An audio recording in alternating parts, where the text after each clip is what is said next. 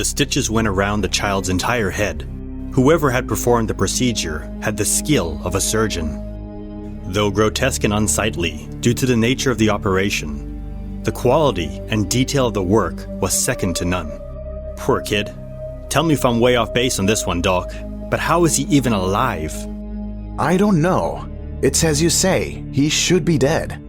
It appears as if someone has removed over 57% of the frontal lobe. Yet his biological functions are normal. We'll need to speak to the parents to find out if there's any cognitive effect, though. Welcome back. Today I bring you SCP-4735. You're alight again, my dear. Don't forget to like, subscribe, and turn on the notification bell. The house was decrepit and smelled like piss and booze. It was no fit home for an adult, let alone a child. Mrs. Jameson, is your husband around? And could you tell us what happened to your son, Charles Jackson II? Honey, get out of here! That runt.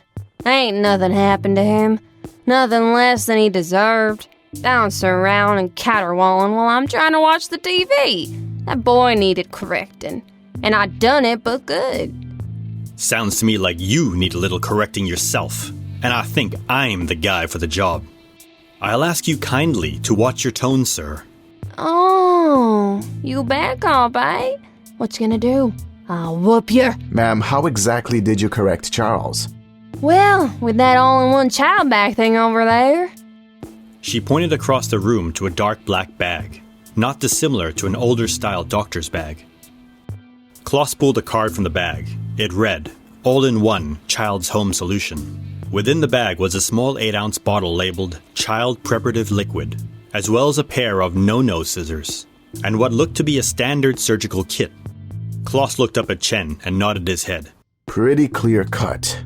Take her in. It's not as simple as that. She clearly performed the operation to correct the child, but there's no way she has the skills or knowledge for that procedure.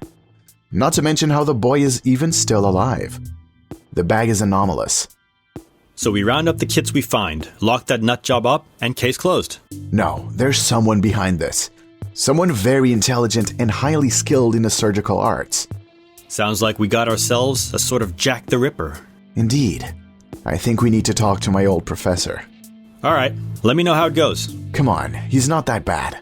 Yeah, right. Suck it up, Chen. He's on our side. That's what you all keep telling me. Enter. The room was a throwback to a more decadent time. Heavy wood and leather adorned the office, a curious mismatch to the clean and sterile walls of the Foundation. Good afternoon, Professor. Ah, Kloss. It's been too long, my old pupil. And you've brought your pet monkey. What a gracious pet he is. Ha, ha, ha. Maybe try a new joke next time on our annual visit to the geriatrics department. When you've seen millennia pass, the necessity to come up with a new joke for the entertainment of a biped like you is an unnecessary waste of resources. Nonetheless, I am glad to see you, James. Good to see you too, Professor. They laid out the contents on the table as Kloss and Chen went over the case with the professor. A surgeon of most delicate skills. As you say, besides you, Kloss, I can think of only one other student that would fit the bill. Wait a minute. The professor was your actual professor? It was a long time ago. How do you think I ended up at the Foundation? Wow. Hadn't the slightest clue. Sergei Kovnetsky. Brilliant mind. The intelligence of a grand master with the steady hands of a brain surgeon. Gifted, but a little unorthodox. This work bears his mark. Start there. Thank you, Professor. Yeah, thanks, Professor. It wasn't what they had expected or hoped to find. The man Kloss had known as Sergei had suffered a severe psychotic episode years before and was now considered deranged and dangerous. Don't see how this could be our man. He's been locked up here for ages. Yep, dead end. Kloss? Is it you, old friend? Sergei, it's good to see you. I'd ask how you've been, but clearly not well. Things can always be worse. It's awful nice of you to visit Sot. Even my family doesn't come anymore. I don't recall you ever married? No, I didn't, but I did have a son. Alexander. Worthless child. So intelligent, just like his old man. But undisciplined and wild. He needed correcting. Kloss shot a wild look at Chen. Did you say correcting? Yes, what of it? A child needs to be corrected when they misbehave, no? Where is your son now? Who knows? He hasn't visited in many years. Last I heard, he married some drunk and had a child. A child no better than him, I expect. Are you thinking what I'm thinking? I doubt it, but I think it's time to go anyway. Thank you, Sergey. They rushed back to the Foundation and to Mae Jameson's holding cell. Mrs. Jameson, what is your husband's full legal name? What? Why do you care? Please, just tell us. Charles Ray Jackson, duh. Why y'all think my boy's name is Charles II? Sheesh. I don't get it. What's the husband got to do with any of this? Shut up and listen. Mrs. Jameson, what was your husband's name before he changed it? She raised an eyebrow. How'd you know about that? Tell me now. Don't see why that matters. But it was Alex. Alexander Kovnetsky. Any instances of SCP-4735 are to be pulled from store shelves.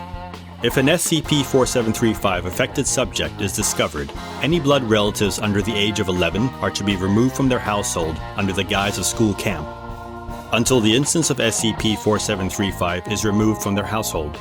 Any children affected by SCP-4735-1 are to be humanely euthanized. SCP-4735 refers to a series of canvas bags labeled as the All-in-One Child's Home Solution. Contents of the kit include a standard surgical kit, along with an 8-ounce ball described as Child Preparative Liquid, and scissors with No Scissors engraved on their left blade. SCP-4735 instances exact compulsionary effects on their purchasers, adult females between the age of 35 to 55, who have at least one child under the age of 11. Typically, the adult females are alcoholic or divorced or express an extreme distaste in their child.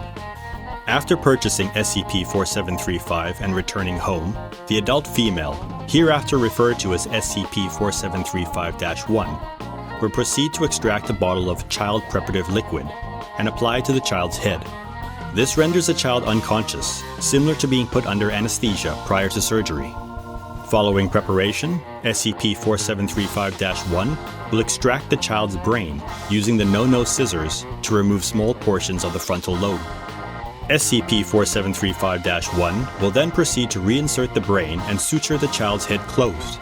The child will have no observed effects of impeded or ceased biological function. Victims of SCP-4735-1 will not retain memory of being operated on.